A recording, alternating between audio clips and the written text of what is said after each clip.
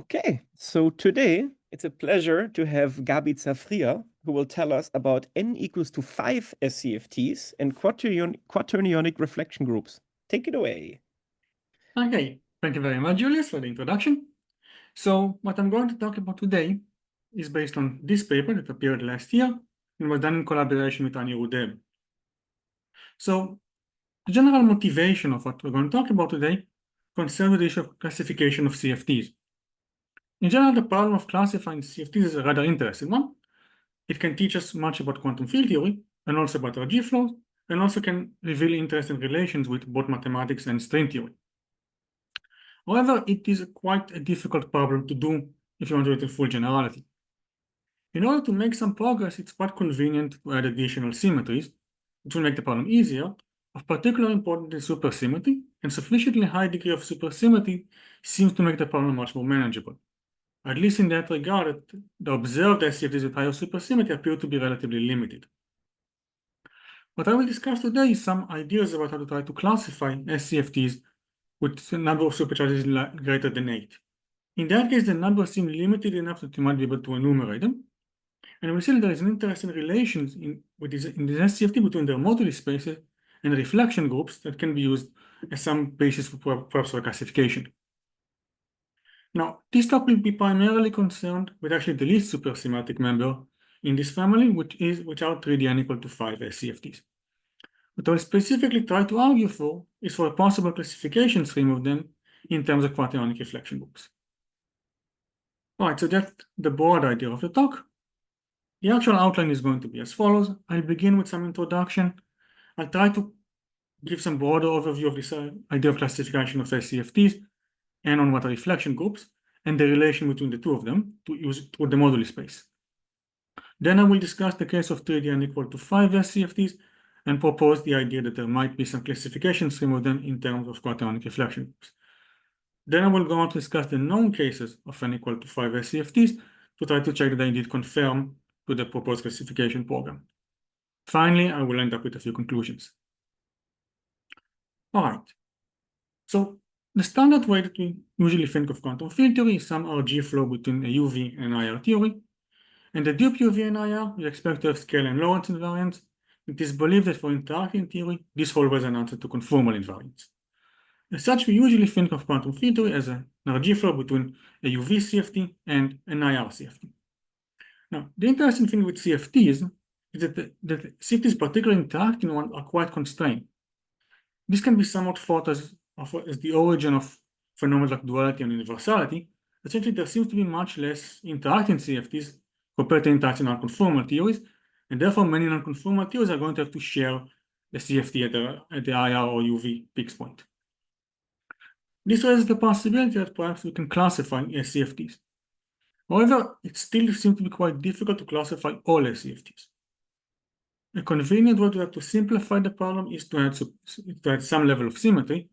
This is convenient. This is kind of like a Landau-Ginzburg argument where you assume conformal invariance and some symmetry and use it to say something about the system. Of particular interest in this case is supersymmetry that seems to make the problem a little bit more manageable. And in this talk, I will concentrate on SCFTs with particularly large amounts of supercharges, as I will specify in the next slide. Now, before that, you could try to ask why should we be interested in classification of CFTs? So there are several reasons. First of all, understand what is possible in quantum field theory, and also what is not possible, and that will in turn may teach us interesting things about quantum field theory in general. Additionally, it can be used to constrain RG flow. If we understand what are the possible conformal field theories, and we believe that the IR theory needs to be a conformal field theory, then that can constrain what can possibly happen and when a certain theory can flow to an interacting theory in the IR. It's especially powerful if you can combine it with other methods like 't Hooft anomalies or A theorem that also constrain the IR behavior. Finally, there can be interesting relation with both string theory and mathematics. We'll see some interesting relation with mathematics of reflection group soon. And of course, a convenient way to realize SCFTs in particular is through string theory. So understand the landscape of SCFTs can also teach us something about possible string theory construction.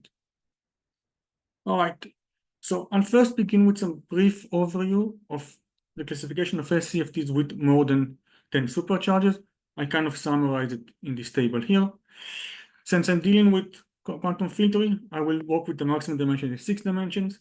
And as the model space is going to play an important role, I will only go up to 3 dimensions. I will not go below that. In the possible, I will also concentrate on case above 10 supercharges. This is simply because in that range, the number of CFTs appear to be much more constrained. Of course, people in this are probably familiar. There are a lot of work on classification of theories with 8 supercharges. I will not discuss these at all. They're also very interesting, but then the number appears to be much more larger. It turns out that the number seems more limited, at least based on the number of CFTs we observe. That's another important point to stress. When I talk about classification, all of this is based on the CFTs that we actually observe. There is no proof that these are the only SCFTs. It has these ideas to fit all the CFTs that we know of into some form of a general classification scheme. Right, so within this range of supercharges, there are 3 possibilities: 16 supercharges, 12, and 10. You might notice I'm jumping 14. The case of 14 supercharges or 3D n equal to 7 is believed not to exist as an SCFT. This goes to an old result by Bashkirov that basically showed that the energy momentum tensor in n equal to 7 SCFT will contain additional SUSY currents that will automatically enter to n equal to 8. So that's why the only cases that are n equal 16, 7, 12, and 10. All right, so in the next couple of slides, I will try to go into a bit more depth into these ideas here. Again, this classification seems to be a little bit easier the more you go up in supercharges and the more you go up in dimension. So I start with the 16 supercharged case from the highest dimension to the lowest, and briefly review the 16 supercharged case and the 12 supercharged case. It will be the basis for the main discussion in this talk, is the case of 10 supercharges or 3D n equal to 5 SCFTs. All right. So first, the simplest case I mentioned is the case of 16 supercharges, and convenient to start with the highest dimension, which is 62,0 theories.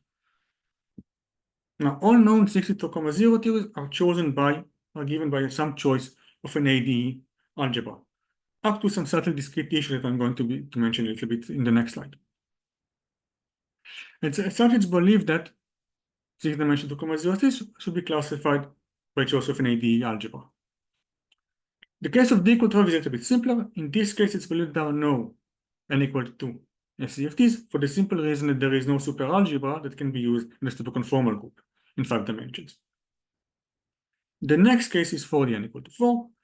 And in 4D, all known n equal to 4 SCFTs are some super Young-Mills theory with a choice of gauge group. As such, and for reasons that I will be a little bit more explicit about later, or this in the next slide, it seems that n equal to 4 SCFTs can be classified by a choice of Weyl group. Now, to say specifically why I'm saying Weyl group, we'll need to start thinking a bit more carefully about when are we going to consider 2 SCFTs to be different. Specifically, in 4D n equal to 4, you also have a marginal parameter, which is the coupling constant, and theories different by marginal parameter will have different correlation function and therefore will be different SCFTs. However, it's usually convenient to identify theories different by marginal operators, as we don't want to keep track also on the marginal level of the marginal operators. So usually we will identify, when we classify families up to marginal deformations. Note that for n equal to 4, this automatically implies that 4D n equal to 40 was based on gauge group USP, and the SOR case are actually equivalent, since they both sit on the same conformal manifold. This is one of the reasons why I mentioned the classification is better phrased in terms of Weyl groups rather than the actual gauge group or gauge algebra. Because USP and SOR are different algebras, but the Weyl group of SOR and USP is the same Weyl group. Now, another subtle issue that it's convenient to discuss is what to do with theories that differ by gauge discrete symmetries. For instance, in modern language, you usually do distinguish not just the gauge choice of gauge algebra, but also choice of gauge group. In general, theories in 4D with different gauge groups differ by gauge in one-form symmetries. For the classification program we're going to discuss, it will be convenient to identify theories differing by gauge in discrete symmetries. So in particular, we will not distinguish between spin n, SON, or ON. All of them will regard just as one theory, as they differ by gauge in discrete symmetries, either one-form symmetries or zero-form symmetries in these cases. Now, as such, what we are basically going to classify are families of theory different by marginal operator or by gauge in discrete symmetries. All right, so at this point, it's going to be convenient to take a look at the moduli space of these theories. So I'm going to begin with the moduli space of sigma 2, 0 theory. The moduli space on these theories always have the following form. So it always has some underlying flat space whose real number dimension is a multiplet of 5. The reason there is a 5 here is there are two ways to see it. One is you always have 5 real scalar that transform as the vector of the SO5R symmetry. The second reason you can think of these theories as a 1, 0 theory, and then you have one scalar, one real scalar transform that parameterizes the tensor branch, another 4 that parameterizes the Higgs branch.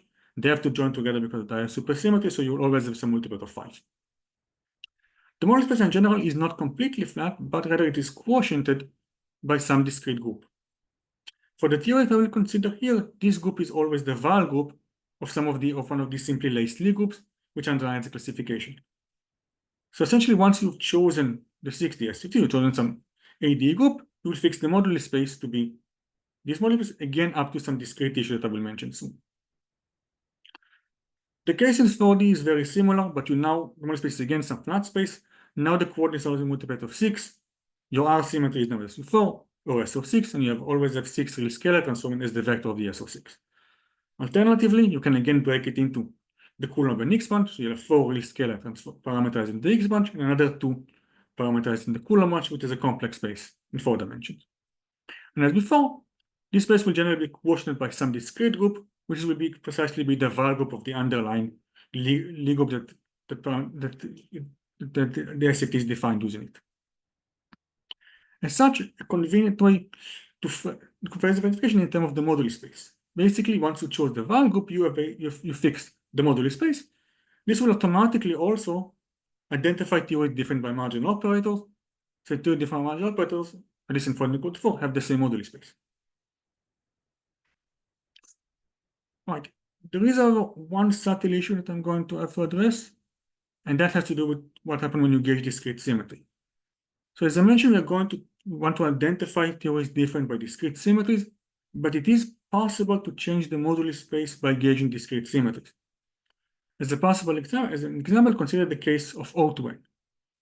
The group that you have to quotient the moduli space, in case of the O2N case, this W, then is happen to be equivalent to the Val group of USP groups. However, this is not the same as the Val group of SO groups. Now, you can get ON from gauging the discrete symmetry of SO, so we normally want to identify ON as a discrete gauging of the SO case. But the moduli space of the theories are not the same. They differ by some Z2 conditional quotient that come when you gauge the Z2 symmetry to transform from SO to O. The situation can even be a little bit worse. I mentioned that these moduli spaces are quotiented by the Val group of an AD group or the Val group of a Lie group. But it's actually possible to get a version where this quotient is not done by a Val group in either 4D or 6D if you gauge discrete symmetries. For instance, if we take 4D SUN superangles and you gauge charge conjugation, in general, the resulting moduli space will not be a quotient by the Val group. Similarly, take A-type 2, 0 and gauge the quiver reflection symmetry, the moduli space will in general not be quotient by a Val group. So in order to try to get around this issue, what we are going to try to do is we're going to classify what I'm going to call mother theories. Now, a mother theory is going to be defined as a theory such that WG for it is the smallest one. So the idea is to identify theories different by discrete gauging, and we're going to associate with them a single Val group, which will be the one for which this WG is smallest. The claim is if you do that, then the classification is done in terms of Val groups. Right, so several comments about it. First, note that the mother theory may not be unique, however its moduli space is. You can still gauge by discrete symmetry, do not change the moduli space, like one from symmetries in 4D. Additionally, now, as I mentioned, not gauging every symmetry will change the moduli space. You can ask which particular symmetry will do that. So there are two symmetries that will generally change the moduli space. First of all are zero-form symmetries. Now, the moduli space is spanned by local operators. So to change it, you generally need to do something that affects local operators. The easiest thing to do it is to gauge a discrete symmetry that acts on the local operators.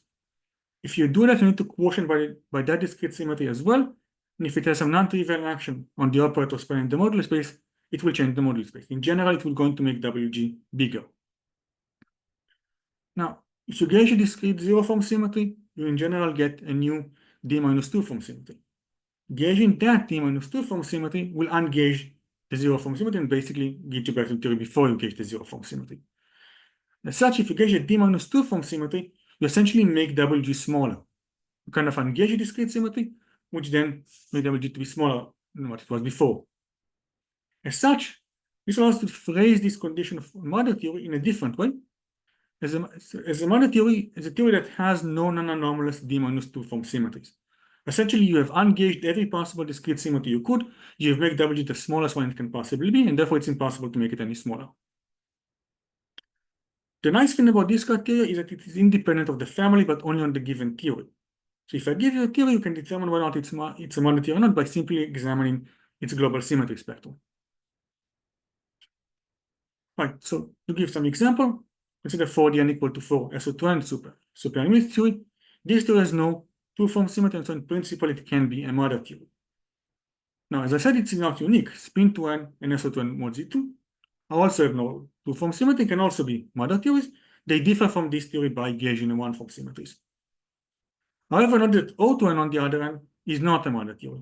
This one should have a two-form symmetry that comes from the gauging of the discrete symmetry of the SO2n. We can gauge it to go back to SO2n. So essentially, the idea is that we are going to classify families of theories different by marginal operators and discrete gauging. We are going to associate with a discrete group, which is the smallest one that can appear when you quotient the moduli space by. Right, if you do that, then the classification can be run in terms of what I mentioned previously. Val group of ADE type for the 2,0 theory and val group for 4D unequal to 4. Next brings us to the last case we consider, and that is 3D unequal to 8 SCFTs. So what can we do in 3D unequal to 8? First of all, I will talk a little bit about how the moduli space looks like. The moduli space looks pretty similar to what we had previously. You again have some flat space. Now the number of coordinates is a multiplet of 8. Again, one way to see it is that you need 8 real scalar. We transform in the vector of the SO8 R symmetry. Another way, you can again break it to Coulomb and Higgs branch.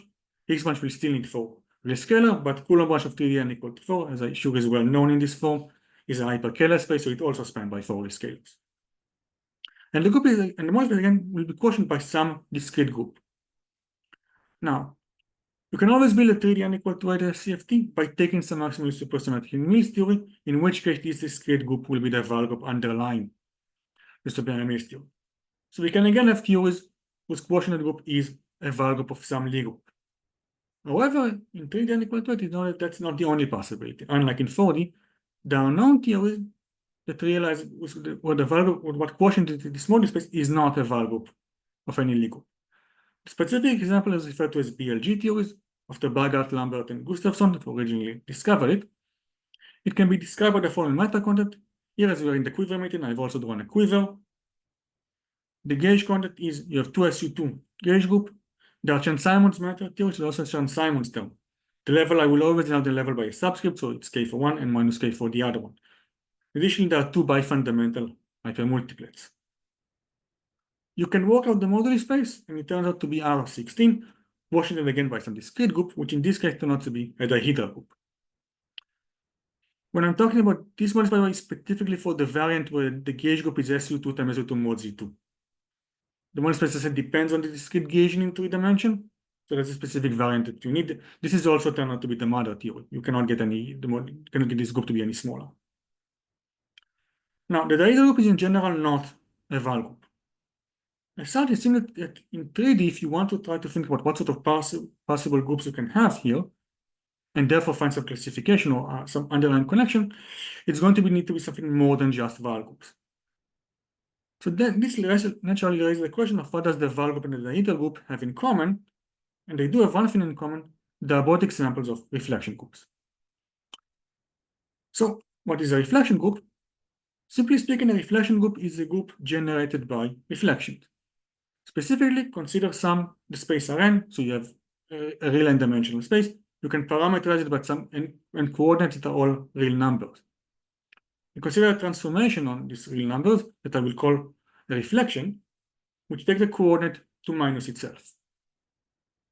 This I will specifically, I would sometimes call this also a real reflection, and this group a real reflection group, just to distinguish them from the complex or quaternionic reflections that are going to appear next. Now, a group whose action on this Rn can be generated by reflection, that means transformation taking one coordinate and only one coordinate minus itself, is called a real reflection group.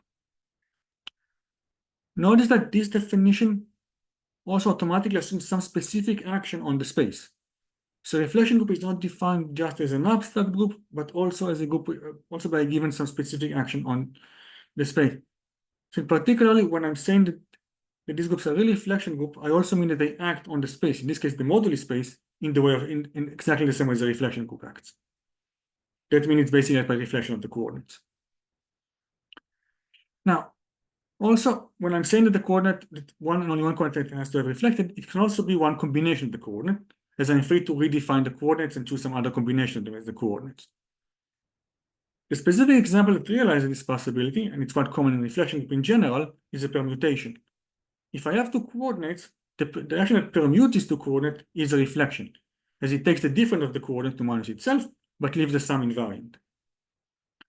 As such, the simplest example of real reflection group are permutation groups.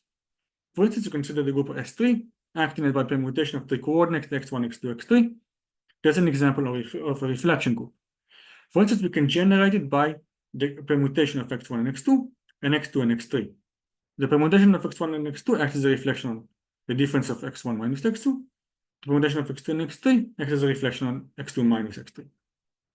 This is an example of a reflection group. In general, both the dihedral group and the Weyl group are example of real reflection groups.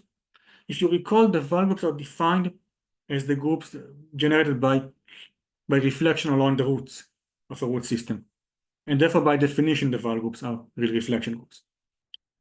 The dihedral group are the symmetry group of the K of the regular K-gon, and you can generally build them by two reflections around different axes. So both of them are examples of reflection group. And in fact, there is a classification of reflection group done by Coxeter, which is why these groups are sometimes called Coxeter groups. And the classification basically tells you that the only possible real reflection groups are the Weyl group of some Lie group, the dihedral group, and two exceptional cases called H3 and H4. Now, these H3 and H4 appear as the symmetry groups of the three-dimensional docohedron or icosahedron and the four-dimensional generalization. All right, so the general idea now is that, based on what we've seen previously, is to try to set the possible classification scheme of SCFT with 16 supercharges can be made in terms of real reflection group. In particular, in 6D, we are limited to Weyl groups of IDA groups for some reason. At least that's all the known theories we know of. Also with some Weyl group of IDA, so it's some subset of the real reflection group. Similarly, in 4D, we are limited to Weyl groups, which are again a subset of real reflection group. Here there is a little bit of a better understanding why it cannot be any general real reflection group. The Weyl group are special among the Lie group, among the real reflection group, in the sense that they are crystallographic. They mean they preserve some lattice.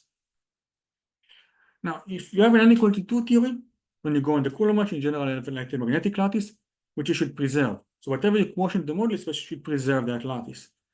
That makes sense that the group that could preserve it needs to be crystallographic, and therefore in 4D should be limited to crystallographic real reflection groups, which are precisely the Weyl groups. Moving on to 3D, electric and magnetic charge are no longer symmetric, so you no longer need to require crystallographic, and in principle, every real reflection group is possible, and we did see theories realized in dihedral groups, which for generic values are not crystallographic. So the general idea again is that you can try to classify supercharges using real reflection group. Now you can ask whether or not that classification will be one-to-one and onto. So it appears it's possible that this is one-to-one. That means that given a choice of real reflection group, there will be only one SCFT associated with it. I say it appears so because this depends on various dualities that exist between different theories, like S duality in 4 dimensions and various versions of it in 3D. So the known dualities appear plus some additional one that you might want to postulate, which suggests that it is indeed one-to-one. Now, whether or not it's onto, there are almost every known choice of reflection group, at least when you do these limits in 6D and 4D, correspond to an SCFT. There are two exceptional cases, and that is H3 and H4. There are no known 3D unequal to 8 SCFT that use H3 and H4 in the moduli space, and this suggests the possibility that maybe there are yet undiscovered 3D unequal to 8 SCFTs. All right, so that completes the brief review I want to do on the case of 16 supercharges. Next, I want to try to move on to the case of 12 supercharges. So there are two main theories in this class. One are 4D and equal to 3 SCFTs, and the next are 3D and equal to 6. We can again try to perform a classification scheme using the moduli space. So the idea is again to look at the moduli space of these theories. It has a very similar form as in the 16 supercharger. Now it is based on again of some flat space. It's convenient to look at as a complex space for reasons that will soon become apparent. There is some number again that depends on the dimension. It's 3 in 4 dimension and 4 in 3 dimension. And the moduli space is always quotiented by some discrete group, where again, if you look on the other theories, you can show that for all known cases, this group is a complex reflection group. This then suggests that, like in the case with 16 supercharges, 12 supercharges might be classified by complex reflection group. In 4D, they want to be crystallographic, and in 3D, you can just have any complex reflection group. What are the orders of H3 and H4? Oh, that's a good question. Let me see. H3, if I remember correctly, is 120. I think it's isomorphic to Z2 times the direct product of Z2 and A5. Now, H4, I don't remember by heart. It should be pretty easy to work out But to it's find it different online. from the binary icosahedral? But what? Different than the binary icosahedral? There are different groups. They have the same, well, H3 has the same order as the binary icosahedral, but there are different groups. Basically, H3 is the subgroup of O3 that keeps the icosahedral intact. While the binary icosahedral group is the subgroup of SU2 that keeps the icosahedral intact. I see. So there are both different Z2 extensions of SO3, and therefore they have the same order, but there are different groups because the extension underlying the Lie groups are different. Okay, thank you. No problem. Any other questions? All right. So, as I mentioned, the idea now is to extend the classification program to the case of 12 supercharger, and the general idea is to try to use now a similar idea, but with complex reflection groups instead. So first, I should probably say a few words about what are complex reflection groups. So the idea is very similar to what we talked about in real reflection group. We are going to again begin with some space. Now we take the space to be Cn. So it will again be an n-dimensional space spanned by n coordinates, but now the coordinates are complex numbers. Now, a complex reflection group is then a group acting on this space by complex reflection. And if you recall, when we talked about real reflection, a real reflection was transformation that acts on the coordinate by multiplication with a unimodular real number, which was basically either plus or minus 1. Similarly, a natural definition of complex reflection is a transformation that acts on the complex coordinate by multiplication by unimodular complex number, which in this case will be some phase. So any group that is generated by complex reflection and transformation of this type acting on only one coordinate is a complex reflection group. The simplest example is just to take n equal to 1. So our space will just be C. In that case, we just have transformation of the following form for some discrete phase. And the resulting group will be ZK. That's a cyclic group. Now, it's relatively straightforward to generalize this idea also to the case of Cn. So one thing you can do is you can simply take the space Cn and consider the group generated by the following set of transformation. First, permutations of the n coordinates that, as I mentioned previously, are a real reflection group. And you also add a transformation that takes one coordinate and transform it by a phase.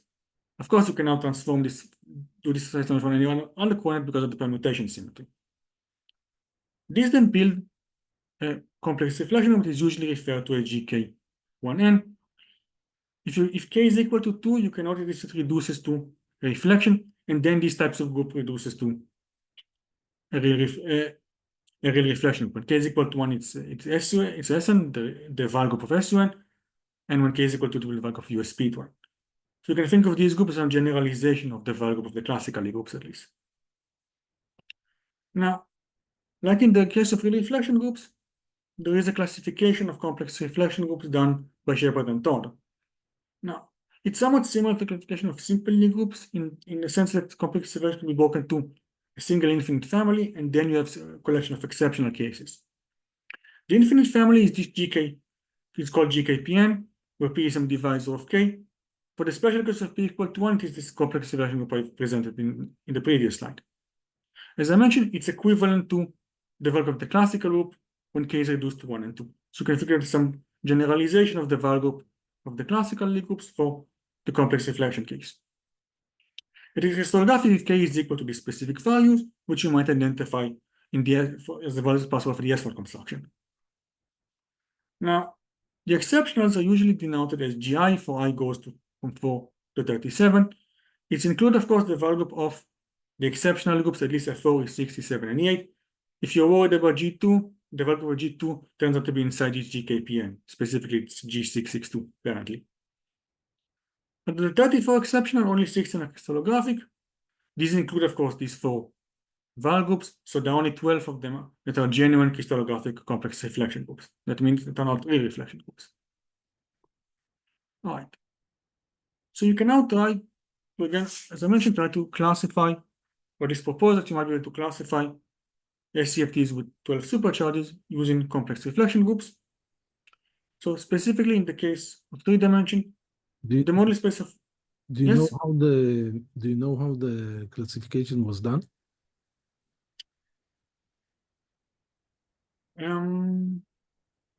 Let me remind myself. I vaguely remember. Let me think about it for a while.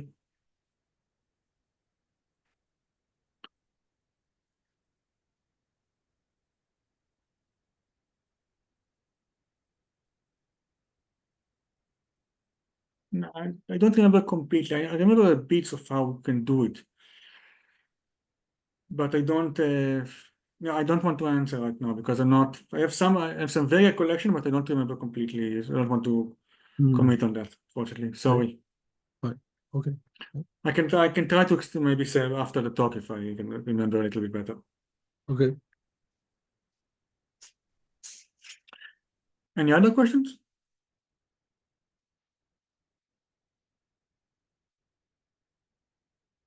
All right.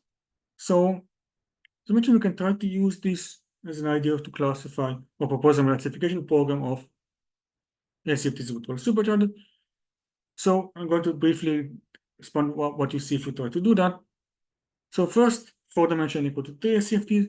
The model space, at least for mother theory, is always of the following form. You have C, 3R, quotiented by gamma, which for mother theories, it's always, in all known cases, it's always a crystallographic complex reflection group. So this idea seems to work. However, you should know that not all crystallographic complex reflection groups appear as a model in the model spaces of 3D or 4D and equal to 3 SCFTs. There are some examples. I listed 2 examples. There are more. They don't appear. So this again raises the question of whether or not there are additional yet undiscovered 4D and equal to 3 SCFTs, or maybe there are some additional restrictions. Either way, it does appear, at least from the spectrum of known 4D and equal to 3, that it might be possible that every choice of the reservation is with one unique SCFT, again up to certain identification. Like you don't want to distinguish two different by gauging one form symmetries, for instance. So the constructions use field theory and string theory, or one of the two only? String theory. The main construction uses string theory. Mm-hmm. You realize that the classical construction is you do that using the triple probing and S-fold. It is usually how it's done. Now you can try to lift it in some field theory construction in terms of I'm not sure. No, that's not lift it. You can lift it in terms of something of a little string theory construction instead. But I don't think there is an entirely field theoretic construction. There are a few cases that are known that there are some 4D unequal to 1 theory that flow to theory that seems to be unequal to 3 in low energy. But again, this is a little bit of a, I don't know if you can call it construction of this theory. And also it's something, they usually flow to the unequal to deformed by unequal to 1 preserving marginal deformation. So you don't explicitly see the unequal to 3 supersymmetry. Okay. Any other questions? Right, so As I mentioned, in the 4D n equal to 2, the 4D n equal to 3 case is very similar to the case we discussed previously. There are some examples that we do not know of. So we have historiographical reflection group, which we do not know of for the n equal to SCFTs. But for the cases that we do know, there is usually one. Again, after the identification I've talked about. Now, in a similar way, you can try to propose classification of 3D n equal to 6 SCFTs using now general complex reflection group. The moduli space, again, for all known theories, for all mother theories at least, is of the following form. There is some C to the power of 4R, quotiented by into the complex reflection groups. Like in the previous cases, not all complex reflection group appears as a quotient of some known SCFTs. I give again some representative examples, which again raises the question potentially down yet undiscovered 3D n equal to 6 SCFTs or some additional restrictions. One thing that is special about 3D n equal to 6 compared to the other cases is that the choice is no longer unique. That means if I give you a complex reflection group and there is a known SCFT, there could be more than one of them that are different SCFTs even if we do the identification. As such, in this case, complex reflection group are best a classification scheme. They will not provide a complete classification because you still need to say how many SCFTs you have for each choice of groups. All right, so that roughly covers the case, at least the brief review of the 16 and 12 supercharges. And next I want to move on to the case of 10 supercharges. So the last remaining case of at least SCFTs with more than 8 supercharges is 3D n equal to 5 SCFTs. It's not want to try to extend these ideas that I mentioned previously also to 3D n equal to 5. There are several ways we can try to propose what should be the classification program for 3D n equal to 5. One way is to notice that when we talked about 3D theories, I mentioned that with this level of supersymmetry, the most valid parameter is by 8 real scalars, 4 for the Higgs branch, 4 for the Coulomb branch, and they have to be appear because you can rotate them with higher supersymmetry, they always appear together. When we talk about 3D n equal to 8, we thought about them as 8 real scalars, which was very natural because the R symmetry is SO8 and then they will be rotated by the vector of the R symmetry. And remember that in that case, the reflection that appears are real reflection group, which are the natural thing to act on real numbers. However, when we talked about 3D n equal to 6, I kind of switched and thought about them as complex numbers, as 4 complex numbers instead. This is natural because in 3D n equal to 6, so R symmetry is SO6, which is the same as SO4, the symmetry to rotate, that's natural to use to rotate 4 complex numbers. And likewise, the groups now playing a role as reflection group are more complex reflection group, which are the natural thing to act on complex numbers. However, we can also think of 8 real scalars as 2 quaternionic numbers. Now, the symmetry group rotating 2 quaternionic number is USP4, which is the same as SO5, which is the R symmetry is 3D n equal to 5, so SCFT. And the natural groups that would act on a quaternionic number are quaternionic reflection groups. As such, it seems natural to try to propose that perhaps the proper classification scheme for 3D n equal to 5 SCFTs is in terms of quaternionic reflection groups. You can indeed convince yourself by at least looking at some simple examples like the ABJ theory that the moduli space indeed has the form of H2R quotient by some quaternionic reflection group. So this idea at least seems to be reasonable. So before going on to discuss how it will actually work and to try to check more explicitly if it actually works or not, I should first say a few things about what are quaternionic reflection groups. But in the case of 6, the symmetry is U4 instead of SU4. Oh, you mean here? Yeah. Very good. Correct. There is an additional U1. Now, there is another old result known by Bashkirov that said the following thing. If you look at the 3D n equal to 6 superconformal algebra, look at the energy momentum tensor, it always contained a U1 flavor symmetry current. Therefore, every 3D n equal to 6 SCFT, in addition to the SU4R symmetry, carries a U1 symmetry. So the actual symmetry you have is U4, which is indeed the rotational symmetry of C4. But is it an R symmetry, this U1? No. But it always exists in every SCFT. Every 3D n equal to 6 SCFT, always have it. Okay. Any other questions?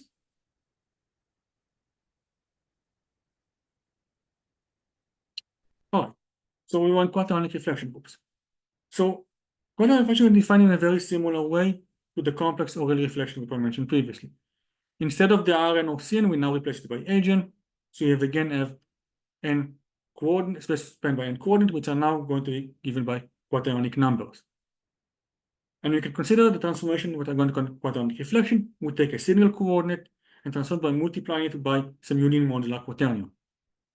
Then the group whose action on this space Hn is generated by such transformation is called a quaternionic reflection group.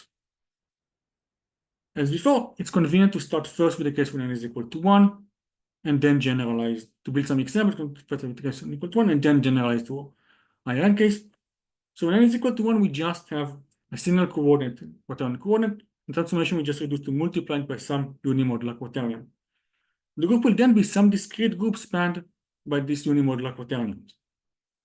Now, you can show that the unimodular quaternion can be represented by an element of SU2. This is the possible choices of AJ is the same as discrete subgroup of SU2, which, as you know, have an AD classification. As such, the one-dimensional quaternionic reflection group are simply equivalent to the AD subgroup, to the discrete subgroup of SU2, or the AD binary groups. These include, of course, the three possible cases. First of all is the A case. These cases are just equivalent to the previous case. If you take the A1, this corresponds to Z2, you go back to real reflection group. If you take AK, correspond to the same cyclic group, you go back to complex reflection groups. And such a genuine, yes? And what is the symmetry which is preserved by which commutes with the action of the reflection group? So a subgroup of SPN which is commuting. Oh, you mean it's preserved the entire R symmetry? So it has to preserve SP. This case, how much is it? This is SO5. SO5. Yes. Yeah. It So basically acts on the entire. It basically acts on R80s which was just one coordinate, and similarly on C4 it's one coordinate, and similarly on H2 if it's one coordinate. So okay, so you need the you embed it in the SP n-2 that commutes with the SP2. I don't think it's a different construction. Oh, you can either think about it this way. Your underlying space always have an 8 times R or C or 4 times R or H2 times R. You can then break the group into the one that rotates just this part and then the one that rotates the R part. For instance, you will have SOA times SOR. And then you embed it inside the SOR part. So the group always acts on the R toplet of coordinate, but it always regards them as a large vector in SO8 or SO6 or SO5, depending on which one of these groups you're talking about. Okay, so for the case of H2, you just need to take R copies of H2 and then preserve the inner structure in H2, but you could embed inside the SOR. Yeah, you basically embed inside. I think it's you embed inside the SOR. Okay. Okay. Thank you. No problem. Any other questions? All right. So mentioning the other remaining cases besides the A case are the binary dihedral and the binary polyhedral groups, and these are examples of genuine complex quaternionic reflection group. So the one-dimensional quaternionic reflection group that are not real complex reflection group instead. Once you understand the one-dimensional case, it's straightforward to build cases that acts on some other dimension. Again, you can think of some n-dimensional space spanned by n quaternionic coordinates. You can now build a quaternionic reflection group by having it generated by two types of transformation. First, a permutation of these coordinates. As we mentioned, is an example of a real reflection. And then you can also combine them with some transformation of one coordinate by this unimodular quaternion, where this quaternion is chosen to belong to one of these ADE subgroup of SU2. These define a family of quaternionic reflection groups that are denoted like this, in terms of the dimension of the space and the choice of a binary one of these discrete subgroup of SU2. You can further generalize this construction by the following way. These groups always contain a transformation that looks kind of like this. You multiply the first coordinate by H1, the second one by H2, and so forth up to Hn. You can consider then further restricting a transformation to be such that if you have an element like this, it will always be that the product of all of these numbers, of all of these elements, is not some generic element of K, but actually sits in some subgroup H of it. Now, you can convince yourself that for this to be well defined, H needs to be a normal subgroup, and the equation needs to be abelian. This has to do with the fact that you also have the permutation groups, so I'm free to rearrange the order of these elements by a permutation. Since they are quaternion, they do not commute, and therefore it's not guaranteed that if some specific arrangement of them is in H, then any arrangement of them is in H. However, this is guaranteed if the quotient is abelian, because then all commutators are inside the quotient, and then you can effectively commute them while staying within this H. I should also mention that this is special. There's something special happened for n equal to that I will mention briefly in the next slide, but it will not be important in this talk. This defines a more general case given by Gn. K, well, again, n is the dimension of the space. K is some AD subgroup or some discrete subgroup of SU2, and H is some normal subgroup with an abelian quotient. If you look at a specific case where K is a cyclic group, then H has to be some subgroup, some normal subgroup, so it has to be again some cyclic group, and the group just reduces to this complex reflection I mentioned previously. So this group can be thought of as some generalization of this family of complex reflection group, which, as I mentioned, can be thought of as a generalization of the Val group of the classical group. So you can think of this as a quaternionic version of the Val group of the classical groups. All right. Like the complex and real reflection group, there is also a classification of quaternionic reflection groups done by Cohen. This classification must include all the real and complex reflection groups. So here I will only concentrate on the cases that are genuine quaternionic reflection groups. Again, it contains an infinite family, one infinite family, which is precisely the Gn KH that I mentioned previously. As mentioned, for n bigger than 2, H has to be a normal subgroup of K with an abelian quotient. Now, since this will play somewhat of a role later on, I have here drawn a table of the possible choices for genuine quaternionic reflection group. So K needs to be either the binary dihedral group or one of the 3 binary polyhedral groups. And I've written down the possible normal subgroup for which the quotient group is abelian. So one thing you can actually convince yourself is that the largest abelian quotient you can have is isomorphic to the center of the associated Lie group. So for the binary dihedral group, it will be either Z4 if K is odd, or Z2 times Z2 for K even. And for the polyhedral group, it is Z3 for the E6 case and Z2 for the E7 and nothing for E8. Additionally, this means that the smaller cases where this group is smaller would correspond to some subgroup of that group. In particular, because you have a difference between K even and odd, you have different number of choices for K odd and K even. In K odd, you only have 3 choices. The full one, the full Z4, a Z2, or an identity. But for K even, you have 2 different choices of Z2, as you have 2 different at least subgroup, Z2 subgroup one, where you take one of them and one to take the diagonal one. So this will be important a little bit later. Yes.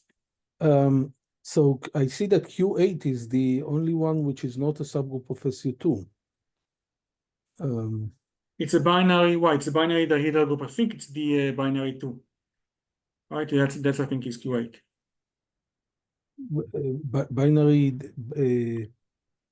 Binary D4? I think it's binary 2, yeah. Binary D2, yeah. I see. So all of them are subgroups of SU2. Yeah. Okay. But the order is different because T has order 24 and the Q8 has order 8, right? I see. Okay. Yeah. No, okay, fine. All right. Any other questions? Please go ahead. Oh, okay. All right, so this is the main family that will be concerned for us here. I will briefly mention that there are other cases. Specifically for n equal to 2, you can actually show that any normal subgroup, even if the quotient is not abelian, can still be used as H. And then you have more cases. And furthermore, it's possible that given some choice of K and H, there will be more than one quaternionic reflection group. So this case is more involved. There is also a family of rank 2 cases and 30 new exceptional cases that are both genuine and quaternionic reflection groups. In addition, of course, to all the other exceptions you have in the real and complex reflection groups. All right. So now I want to try to use this to propose some classification scheme of 3D unequal to 5 SCFTs.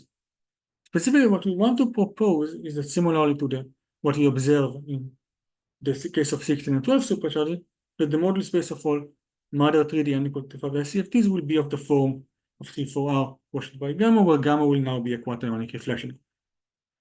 Now, to check this, we are going to have to compare the model space of known 3D unequal to 5 SCFTs to check it indeed satisfied in at least all the cases we know of.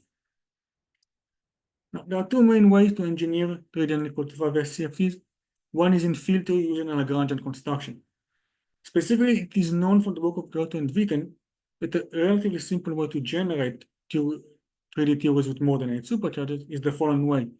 You choose some superalgebra, you take the bosonic sector and make it into your gauge group, you take the fermionic sector and you make it into your matter content. Then you can choose you can use the then there's another condition that will give you the Chern-Simons level, and then the fact that this thing will generate a superalgebra, particularly the fact that it obeys the super-Jacobi relation, will lead to the fact it's enhanced supersymmetry. And as such, simple Lagrangian construction are classified by in terms of social superalgebra. I should mention that there is no proof that all 3D unequal to 5 are of that type. So it's possible that there are additional 3D unequal to 5, maybe even by Lagrangian construction, but we are just not aware of them. Another way to build them is in string theory.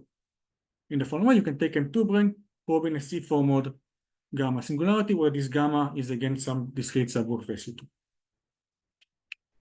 Right, so we'll next have to briefly summarize the landscape of known 3D unequal to 5 SCFTs. Really, I'm going to concentrate only on the cases that are genuine 3D unequal to 5. So I'm going to ignore cases that have more than n equal to 5 supersymmetry.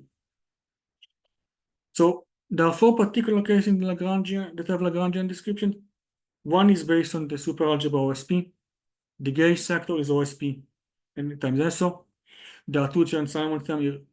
Each one of them is Chern-Simons term here listed by the subscript here. And there is a bifundamental hypermultiplet. The next 3 cases are based on the exceptional superalgebra. So one is based on the D-type exceptional superalgebra. The gauge sector are 3 SU2 groups and the matter is a trifundamental hyper. You may notice that the matter sector is the same as the one of the OSP group for n equal to 1 and n equal to 4. The main distinction between the two is that you have 3 possible Chern-Simons terms and they are restricted by only one condition. So in this case, there are more possible choices of the Chern-Simons terms. Then you have the F4 case, where you have an SU term SO7 gauge algebra. Again, there are Chern-Simons term, and the matter content is a hyper transform the 2-8. Specifically, it transforms the spinor of the SO7, unlike the OSP case, but transforming the vector of the SO group. Finally, G3, you have a G3 case where you have an SU2 term G2 algebra with a hyper in the 2-7. As I mentioned, all cases are Chern-Simons term. You can determine them from the conditional supersymmetry and non-supersymmetry. For most of these cases, this is known. We have not seen these 2 cases in the literature, at least at Chern-Simons level, so we actually computed them ourselves using the conditional supersymmetry enhances. The next case is the case from 2 branes on C4 gamma. If gamma is a cyclic group, this gives you theories that have n equal to 6. This is the ABJM theories, so we're not going to consider them. The 2 cases that are genuine n equal to 5 SCFTs are gamma equal to the binary dihedral group. This turns out to be the same thing as the OSP cases up to some discrete issue that I will mention later. And then you have the polyhedral groups. This gives new and 3D n equal to 5 SCFTs, for which there is no known Lagrangian description. All right. So now we want to consider the moduli space of these theories. It's easiest to do that for the theory described by NM2 branes on C4 mod gamma. The reason is that the M2 branes are specified by sit on some point in this space. They're extended along the triadic coordinates, and therefore the moduli space will be spanned simply by the point where they sit on this particular space. Since there are n of them, the moduli space will just be the symmetric product of C4 mod gamma, which you can show is equivalent to this space C4n quotient by quaternionic reflection group determined by specifically this subgroup of SU2 that appears here. There is one subtle issue here. These cases that I've mentioned are not necessarily the mother theory. In fact, there is one case we can study explicitly, which is when gamma is equal to the idle group, and then we know the gauge group specifically associated with this moduli space is of these forms. You have a USP group and times an OM is the gauge group. In this case, you can see that there is a one-form symmetry. First, because it's an O, there should be one-form symmetry coming from gauging the parity transformation. Another one, there might be some central element that you moved out because of the bifundamental. It will become a one-form symmetry. As I mentioned, our classification problem is done in terms of a mother theories. So what you want to do is want to show that even after you gauge the one-form symmetries, assuming you can gauge it, the moduli space will still be compatible. It will still be some quotient by a quaternionic reflection group. Additionally, as I mentioned, this is just for the case of the NM2 brane cases. There are additional cases, particularly these three exceptional cases, and you're also going to have to show that for these three cases, the moduli space is consistent with our proposal. That is, it is quotient by a quaternionic reflection. So that's what we are trying to do. So there are two ways in which you can try to verify it. One thing you can try to do is show it from field theory. So the moduli space can be accessed as follows. If you've seen all of these theories are Chern-Simons matter theories, there are some two groups connected by fundamentals. You can give a verb to the hypermultiplets. This will in general break your gauge group to copies of U1 times U1 with two bifundamentals hyper, and some Chern-Simons level determined by the original Chern-Simons level, and there will be some decoupled part. The moduli space, as is known in 3D unequal to 4, will then be spanned by the multiplet and the monopole operators, so with this U1 times U1, and by working out the possible spectrum of monopole operators, you can determine what should be the moduli space at low energies. Another way to do that is to rely on the superconformal index, as I'm going to explain in the next slide. I should mention that both of these methods only work for Lagrangian theories. That's why our analysis is going to be concentrated on Lagrangian theories. So specifically, we leave an analysis for the theories with M2 branes on C4 model, gamma over gamma is on the polyhedral groups for future study. All right. So the superconformal index, as I guess most of you know, is some sum of the operators of the theory in such a way that whenever two operators can merge for one multiplet, they sum to 0. In particular, I'm going to use the superconformal index for an n equal to 4 theory. So it will be refined with two fugacities. One is the normal one you have in n equal to 2, and the other one is the commutant of the n equal to r of the n equal to r symmetry inside the n equal to 4r symmetry. Specifically, here I'm using J3 for the angular momentum and R region RC for the Cartan R charges of the SU2 of the S of R symmetry, one for the SU2 extent and the X bunch, and the other one for the SU2 extent and the Coulomb bunch. Now, the specific interest in finding this index is that it has two interesting limits. First, we can take the limit where the fugacity X goes to 0 and the fugacity C goes to 0, where this combination remains fixed. This is referred to as the Coulomb limit, and in this limit, the index is equal to the Coulomb branch Hilbert series. An alternative limit, take X goes to 0 and C goes to infinity, so that this product remains fixed. This is called the X limit, and in this limit, the index becomes equal to the X branch Hilbert series. As such, what you can I should also mention that for n equal to 4 SCFT, these two limits can be different, but for n equal to 5 SCFT, the two limits must be equivalent. You can actually show it that this is a Lagrangian case, and in that case, the two limits will get the exact same thing, because the two branches are related by the enhanced supersymmetry. As such, you can use this to evaluate the moduli space as follows. You take one of these limits, you can choose whichever one of them you want, and you evaluate it for the theory in question.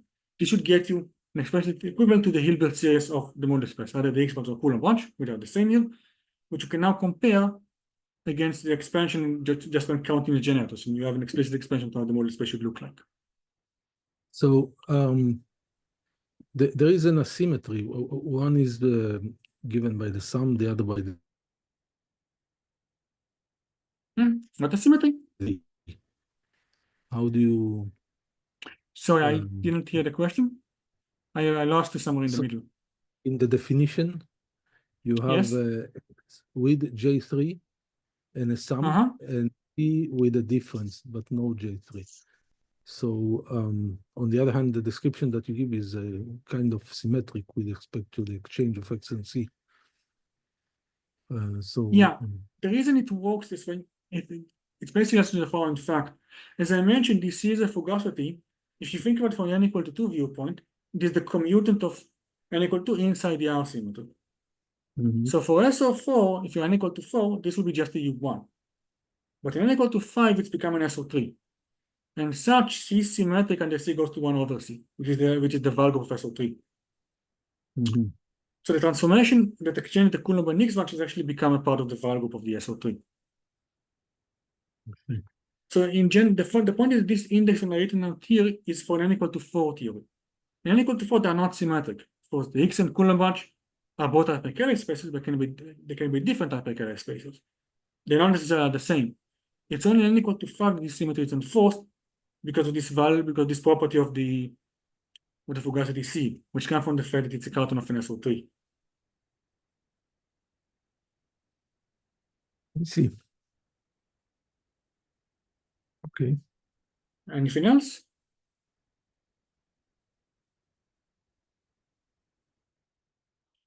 All right, so if there are other questions.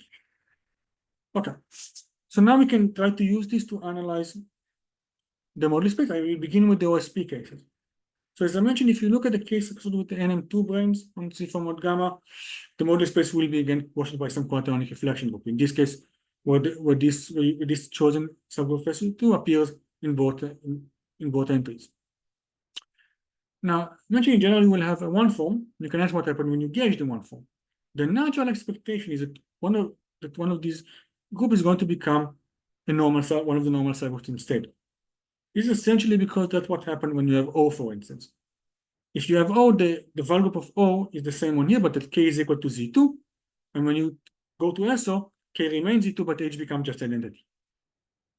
So this is what happened when transfer from O to SO, and it's natural to expect that something similar will happen in the quaternionic case. Now, if you remember, I mentioned there are when K is a binary diagonal group, there are 4 different versions of this quaternionic reflection group given by the choice of H. Again, it's 4 when K is even, but only 3 when K is odd. And there are sort of a different subgroup of the quotient, so it's either Z2 times Z2 for K even or Z4 for K odd. So if this idea is to work, you better want that the one form symmetry will be equal to the center. As in that case, there will be a one-to-one map between the possible subgroup of the one form symmetry and possible different choices of quaternionic reflection group. And indeed, it follows from the result of Cordova-Etching and Seiberg, which analyzed the one form symmetry for orthogonal groups, that if you look at USP 2n and O2m, the one form symmetry in this case will be either Z2 times Z2 for K even or ZK for K odd. Essentially, there are 2 sources of the one form symmetry. One comes from this O element, so there is a Z2 that comes from the finality of an O here. And additionally, there is a central element of the 2 diagonal center that acts equivalent by fundamental. There is another Z2 coming from that. The subtle issue is that these 2 Z2s can either be independent or they can form an extension. This depends on Simon's level of the O element, specifically when it's a multiplet of 4, they will be independent, or where it's not, where it's even but not multiplet of 4, they'll instead form an extension and will become a Z4. So this basically means there is indeed a correspondence between the choice of one form symmetry or gauging one form symmetry and some choice of groups will appear here in the question of the model space.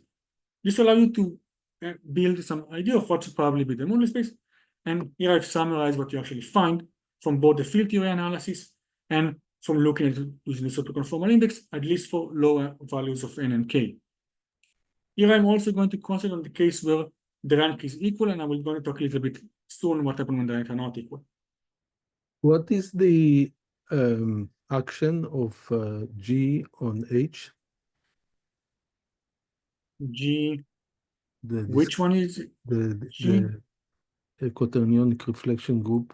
So in the previous slide, you have G. Yeah. H this is a notation that implies the following. G is just some general letter I've used to call it. So this one is represented for some specific quaternionic reflection group. N is the dimension of the space that it acts on. K is some binary subgroup, is one of the discrete subgroup of SU2. It basically defines the text as a reflection on the individual quaternionic coordinates. H is some normal subgroup of K, so that the quotient is a billion. There is some restriction where the product, roughly the product of all the transformation of all the reflection needs to be in H rather than needs to be in a root of K. That's roughly how it works. It's not completely exact, but at least short description, it's roughly how it looks like. So if you go to the next slide, Yeah. when you write it in this way, there is a unique embedding, or there's more than one embedding of G inside the space of rotations of H2n, which is SP2n. I see. Okay, I think I'm taking H2n and I'm breaking it up into two parts. One is the USP4 that rotates the H2, and the other one I think should be an SO part that rotates the N. So I'm taking USP, this will be 4N, and I'm breaking it to USP4 times SON. I then embed this GN into the SON as a quaternionic reflection group. And that's a unique embedding, or there are several, more than one? That should be unique embedding. The fact that it's a quaternionic reflection group defines specifically how it acts on the space. And therefore there should be a unique one.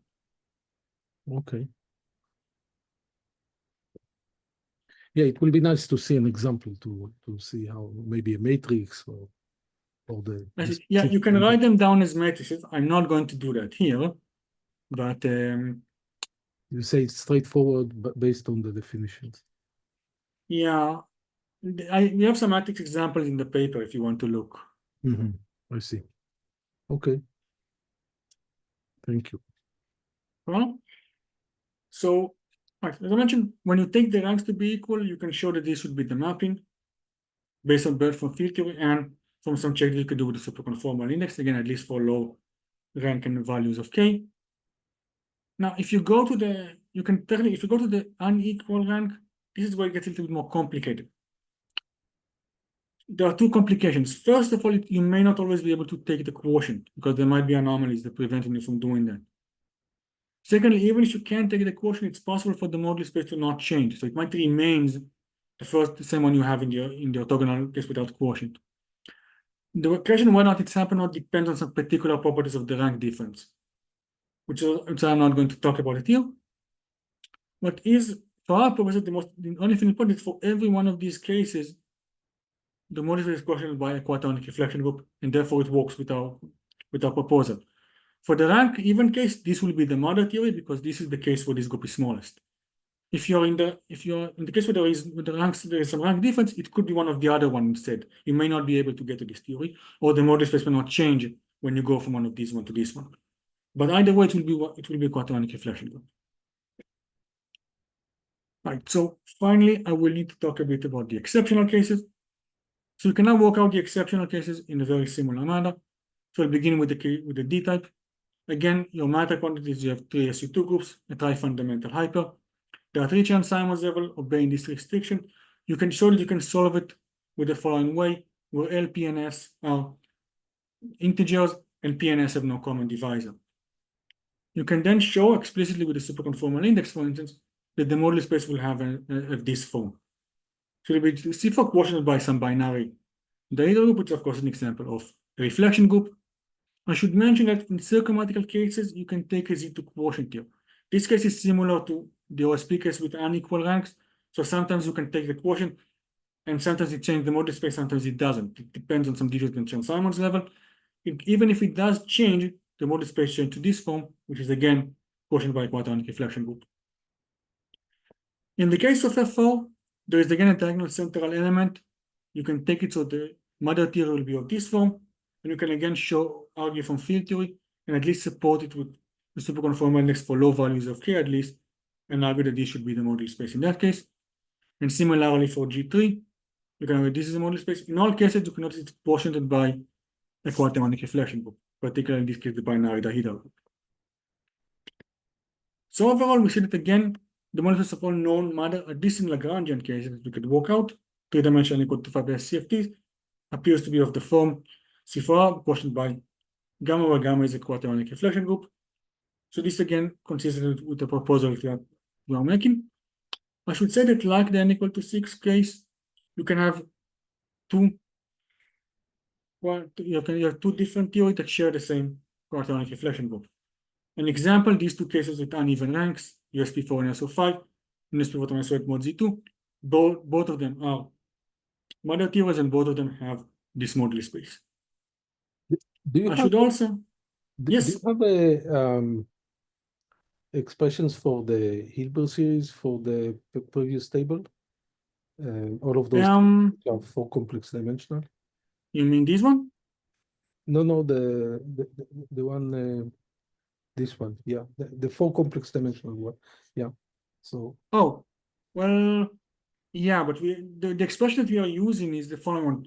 As I mentioned, we are taking the limit that is either the Higgs or Coulomb limit. So you essentially evaluate either the Higgs or Coulomb match, and you can argue that the Higgs or Coulomb match will both be C2 quotient by the binary dihedral group. This is a well-known Hilbert set. You probably know about it. So you basically just observe that. but a square of this is not an action on individual C2, right? It's an action on the C4 altogether, no? Yeah, but it's reduced to an action on the individual C2, the Coulomb and Higgs match. I see. So you expect the Hilbert series to be just the square of the Hilbert series of C2 mod D. Well, the way in which we actually, again, we don't evaluate the Hilbert series of the full moduli space, but because we do the superconformal index, which is the actual way we compute the Hilbert series, you take either the Higgs limit or the Coulomb limit. So you see either C2 mod D. So basically, what you see is the Hilbert series of C2 mod binary dihedral. Yeah, okay, but the projection could be to several directions, so it's not clear to me that In the most violent case of such a projection is in 4D, where these crystallographic groups actually give you freely generated stuff. So there are known cases where you miss things when you do this. When you only focus on like something you define to be the Higgs branch or the Coulomb branch. so okay, but right. So I mean, I said like just saying what you are missing here probably like that. It's not clear that you're capturing the full group. But maybe Gabi is arguing that you are capturing the full group in a non-trivial way. yeah, it will be interesting to check what is the exact Hilbert series. I would expect it's not going to be a product. No, but I don't. Yeah, Yeah, it's The definitely problem not. is it's not. it's not like product. Who said it? It's not clear to me how it's going to see that. Well, at least from the field theory, because you can evaluate the full superconformal index, but it will get you more than just the moduli space. If we So- have the precise action, the precise embedding, then it becomes a straightforward exercise. But yeah, you could in principle do it for the, the group acts on the coordinate, and in principle you can just count the generators. Yeah, that you can do. okay, I would suggest to let the Gabi wrap up, and then we can discuss this. Maybe it's Yeah, that's probably better good. that way around since he's just finishing. thank you. All right, so I'll just say a few final things. One other thing is, as I said, as you've seen, all known cases actually use this specific family of quaternionic reflection groups. As I mentioned, there are other quaternionic reflection groups, but do not appear in n equal to 5 SCFTs, which again raises this question if there are potentially new undiscovered n equal to 5 SCFTs. All right, so I will next just wrap up. So as I mentioned, there appears to be an interesting relation between SCFTs with more than 8 supercharges and reflection groups. And this translates by one classification program for such SCFTs, at least in going from 6 to 3 dimensions. General ideas we've seen is that the moduli space of these theories are going to be quotiented by some reflection group, which type depends on the number of supercharges. And again, here we are assuming some suitable identification. In particular, we're assuming that they're concentrated on mother theories or theories that have no gaugeable d-2 form symmetry. We've seen it for 3D n equal to 8 and n equal to 6 SCFT, the natural corresponding group are the real and complex reflection group. And for n, this appears to be able to extend it to n equal to 5 SCFTs, now in terms of quaternionic reflection groups.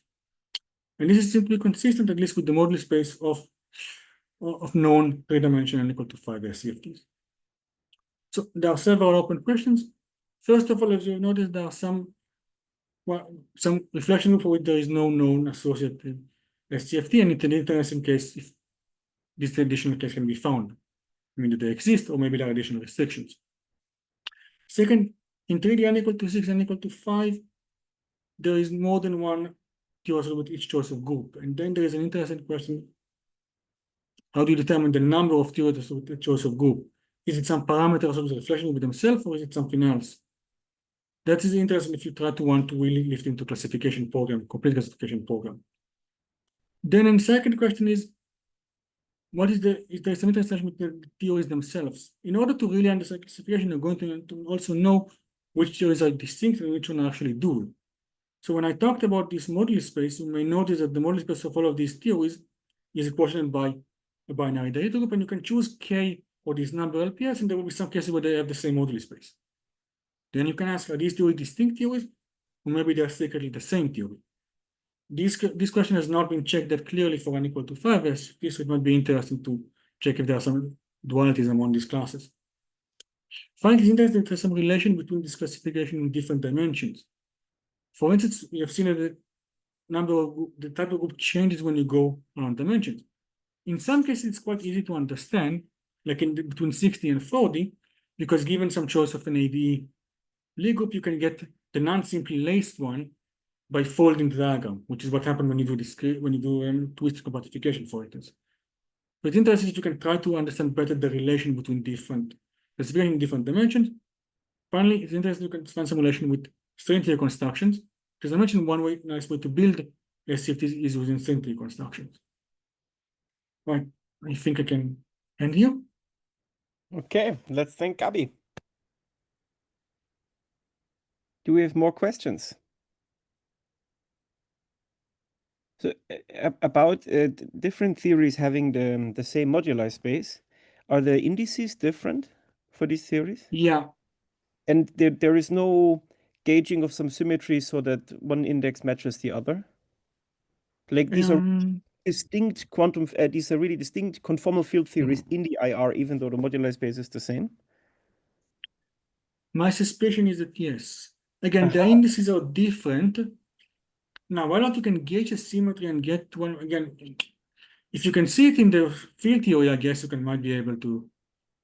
You can always propose that maybe I don't see it in the field theory that enhances in the IR, but I guess it's impossible to tell. I see. I guess you can try to work out the.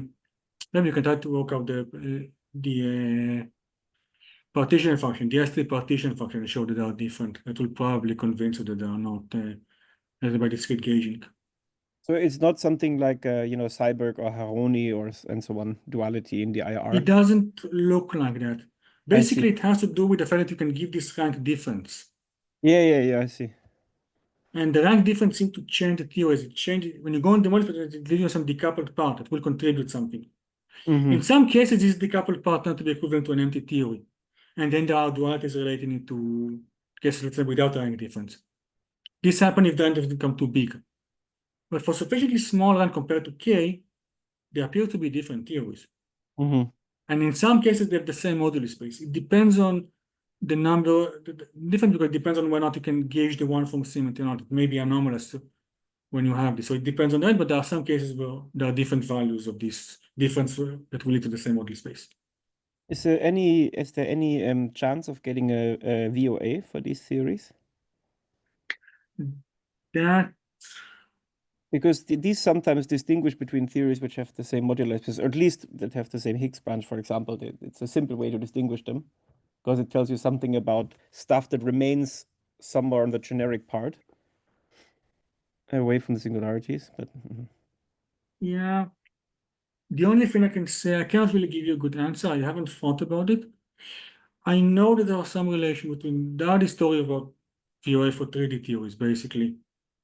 So there might be possible to use it in here, but it's not something that I've worked on or thought about deeply, so I really can't give you an intelligent answer on you. Thank you very much.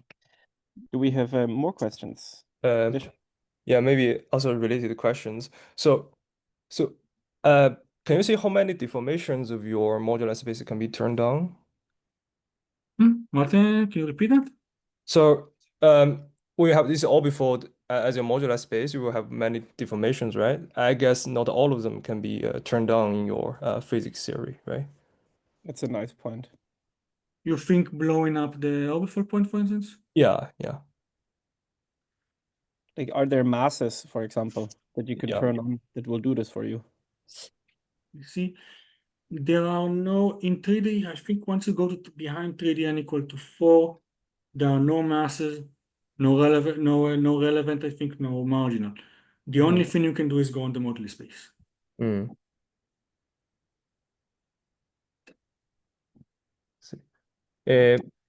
Maybe also one more question is like, so your quaternionic reflection group, you can see, so one family of them is kind of like an uplift of the complex reflection, and the other family is like intrinsically a symplectic reflection group. So if I give you a 3D into 5 theory, can you easily tell like if it will gives you a uplift of the complex reflection in the modular space, or it gives you an intrinsically symplectic reflection? Well, at least in the known cases that I've seen, usually if the theory is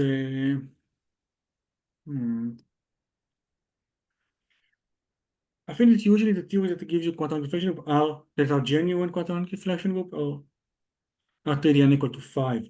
Most cases will get you a complex reflection group instead will be n equal to 6.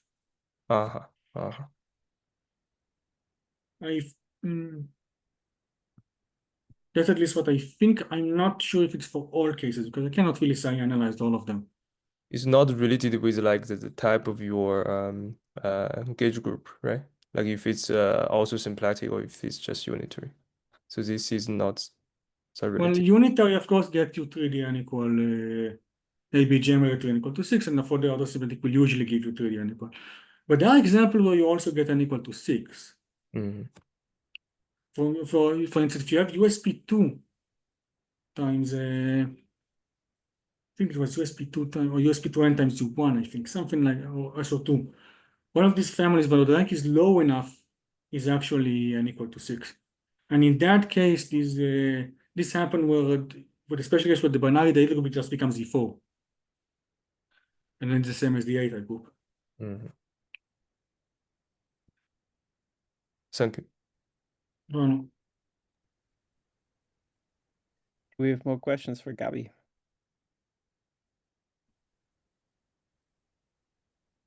Hey, No. Gabi, may I ask you some question, please? Yeah, sure. In your table, this is also in your paper, you work out or before the quotient for the OSP. Did you have a uniform formula for spin time USP? Oh, no, we didn't look at it. Actually, we tried and we could I not see. find a nice uniform formula. With some low n and some k, it works, but it doesn't look as beautiful as in this table. Yeah, I kind of suspected it. But the problem is once you get, this is basically seems like the easiest. Once you get behind, as I mentioned, you can go to smaller groups. It's pretty simple in quaternion. You just change this group to a subgroup. That's right. But there is no simple way of going up. So we kind of suspect that once you go to spin, you're probably not going to be in the quaternionic reflection group. It's probably going to be something else. We didn't really check it, but that's my why? suspicion. It's n equal to 5, right? Yeah, but again, there is no guarantee that it has to be a. Once you start gauging discrete symmetries, you can easily make it not. In n equal to 4, for instance, you can easily make it not be a Valgo by gauging charge conjugation for SUN. But when you in your talk, you convinced me that any discrete gauging and it has this nice quotient, but The idea that it has it up to discrete gauging. You can take theories that are, for instance, you can take SO, you can gauge it to make it O. O will still have okay, quotient by but a then void group. But then spin you can versus take, gauging of SO, right? Gauging magnetic symmetry inside yes. SO. I give you another example. You can take SU and you can gauge charge conjugation. For SU3, you still get a Val group because you have a G2. But if you start getting for SU5, it will no longer be a Val group. it in fact will not be a real reflection. The model space will not be freely generated. That's why we needed there is a reason why we constrain to mother theories. A specific reason why I spent the entire Okay, slide so talking it's about it. true. It's true for mother theory and some and some discrete gauging thereof. Yes. I see. Okay, thank you. No problem. Good. Do we have more questions for Gabi? Okay. Then if not, I would say let's thank him again. And we can go off the record.